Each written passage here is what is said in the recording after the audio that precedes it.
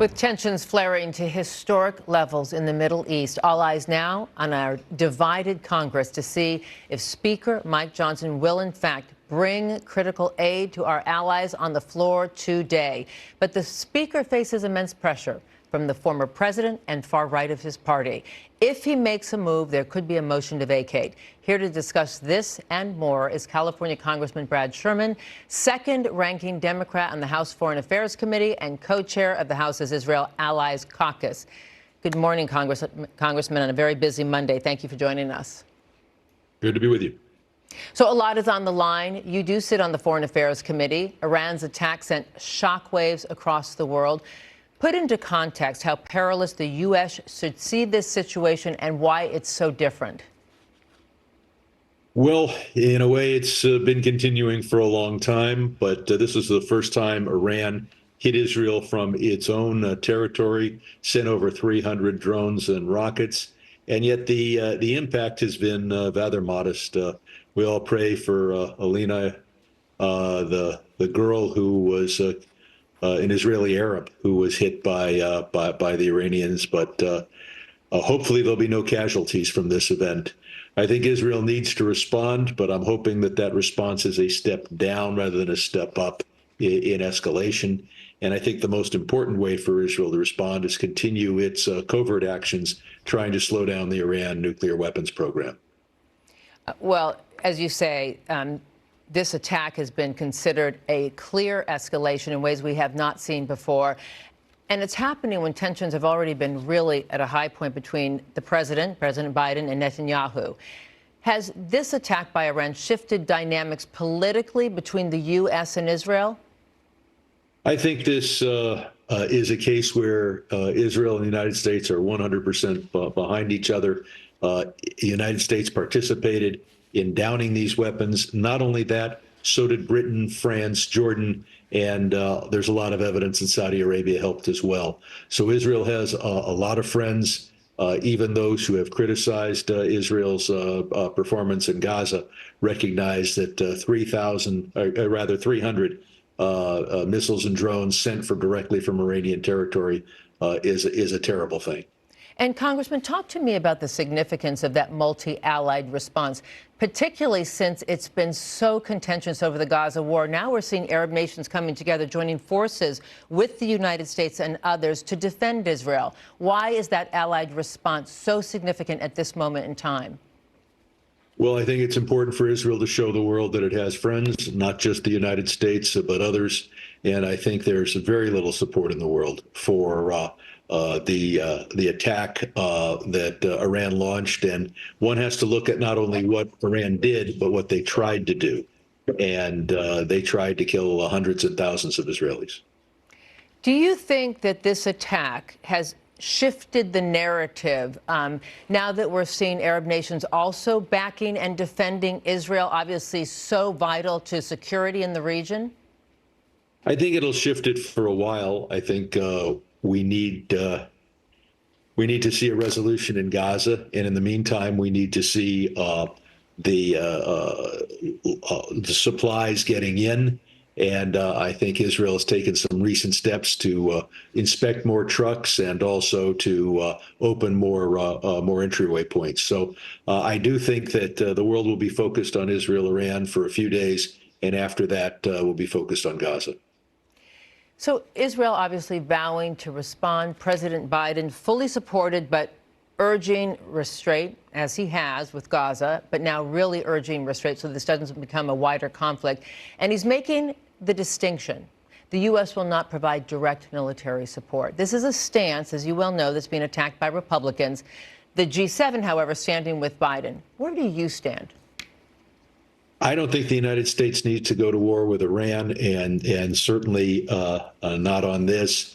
I do think that we have to redouble our efforts to try to prevent Iran from developing a nuclear weapon, because that would be a game changer. This was 300 rockets and drones. Imagine if one of them had had a nuclear weapon. I fear that'll be the case next decade or even sooner. So I would focus on that. And I don't think that there's any appetite in the United States for us taking offensive action in the Middle East. All right, let's turn now to aid to Israel, to Ukraine. Again, it hangs in the balance in a very divided Congress. The far right threatening to oust Speaker Johnson if he brings a bill to the floor. I know he's suggesting perhaps not the Senate bill that's already been passed that could be signed by Biden right away to get that aid to Israel. But Speaker Johnson says he has his own bill to bring. What does Speaker Johnson do here? What would you like to see happen? He ought to bring the Senate bill to the floor. It could be signed into law. America would stand strong and show that we can help Ukraine, Taiwan, Israel, and provide the critical humanitarian aid that's needed in Ethiopia, in Armenia, in Sudan.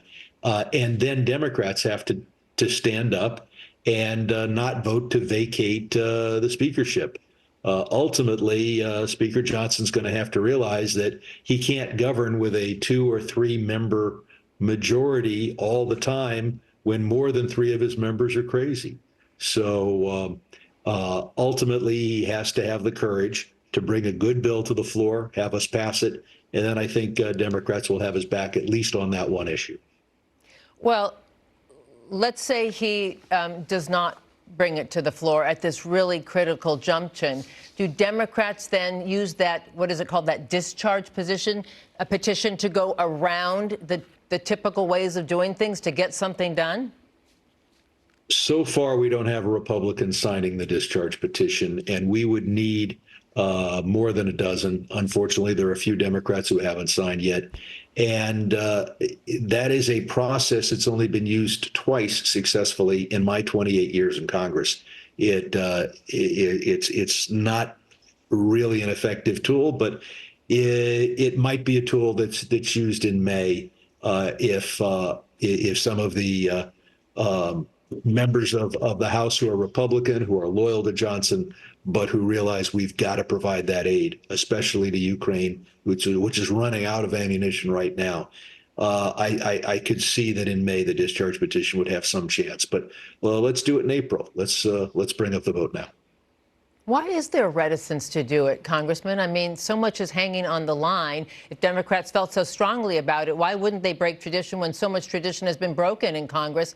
And, you know, the division is at an all-time high and nothing's getting done. Why wouldn't they go around him?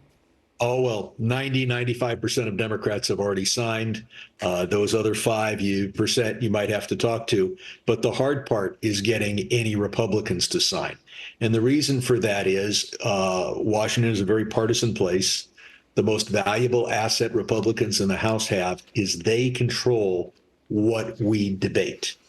And a discharge petition takes that away. It says this one time we're going to consider something, not that the speaker wants, not that a Republican majority wants to consider, but that a majority of the House wants to consider, mostly made up of Democrats. And the partisan sinews bristle at the idea of signing a discharge petition that would allow the House to work its will over the objection of a Republican speaker. So it's very rare. It was used for campaign finance reform. It was used for one other very obscure bill, relatively obscure bill, and that's in the 28 years I've been here. It's very much a partisan thing. It's easy to get Democrats to sign the petition. 95% of us have, and we may see Republicans sign as more and more of them who are concerned about Ukraine losing on the battlefield realize that this is a way to go. It's up to the speaker to act in April so he doesn't face that in May.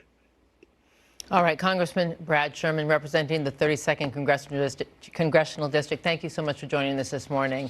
We appreciate you and hope you'll come back. Good to be with you. Thank you. All right.